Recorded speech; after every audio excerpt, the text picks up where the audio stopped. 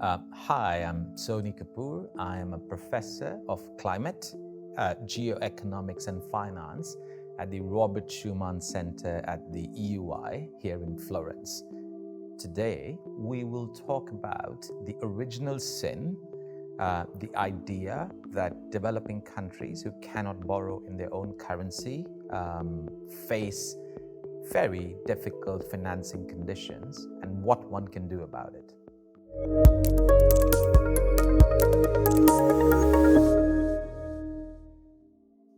At present, only about 20 developing and emerging economies can borrow in international markets in their own currency.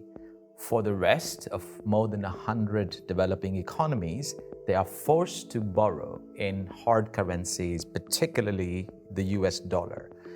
And one thing we have seen again and again over decades of financial crisis is countries that cannot borrow in their own currencies end up at some point or the other in a state of financial distress where often their debts need to be restructured.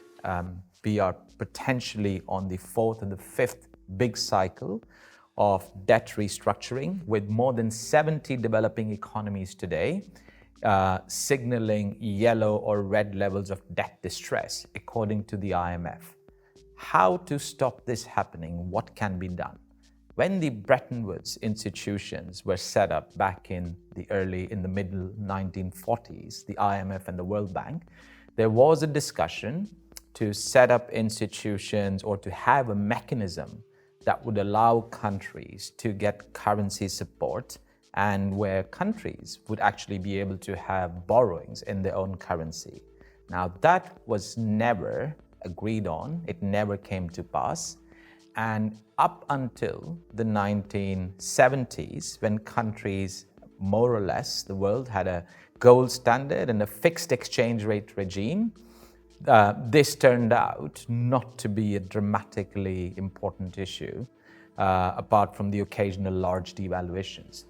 But from the mid-1970s up until now, where almost all economies in the developing world now have some form of flexible exchange rates, even if it's not entirely market determined, this has led to new problems coming out of large fluctuations in exchange rates.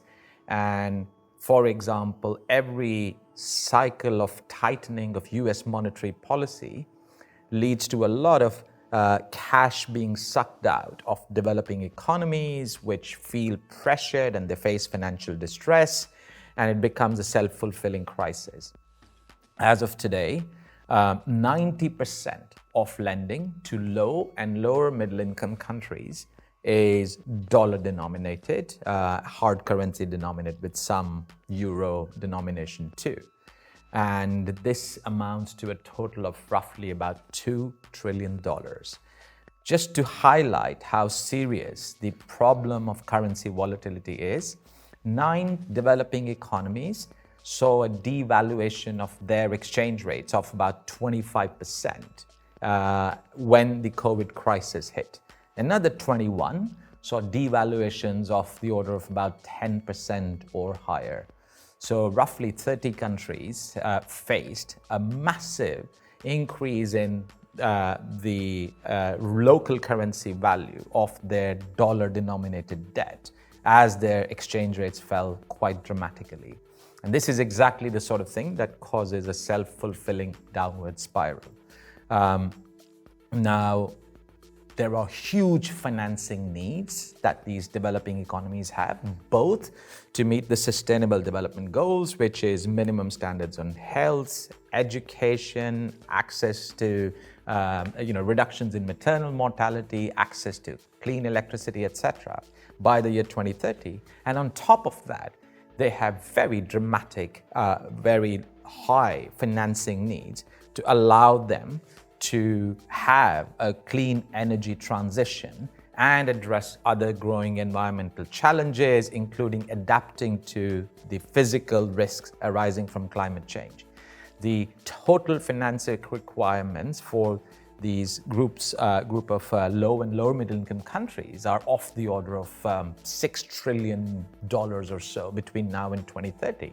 Now, if all of this is once again dollar denominated, we are going to end up in a repeat of exactly the same debt excessive restructuring cycle that we are in, and this needs to be dealt with. So my co-author, Harald from the Currency Exchange, and I put forward a proposal, and you can see it in the links behind under the video, of setting up an international currency fund which would pool the currency risks from lending to a diverse group of low and lower middle income countries into a single portfolio, charge a fee based on inflation and interest differential, and provide hedging services. So these countries can borrow in their own currencies. As of today, even multilateral lenders, including the World Bank, only lend to even the poorest economies in dollars rather than in their own currency. So what this does is this inflicts all of the large losses and potential currency risk on some of the least sophisticated treasuries and central banks in the world that have limited capacity. And at the same time, the currency hedging markets in the world are the world's largest markets in terms of volume of trading. There's roughly $6 trillion of currency trading that happens every single day. Now, of this 6 trillion, only 0.2% is accounted for by developing country currencies. It's mostly dominated by the currencies of the large G10 countries. So there exists large, sophisticated, experienced currency markets.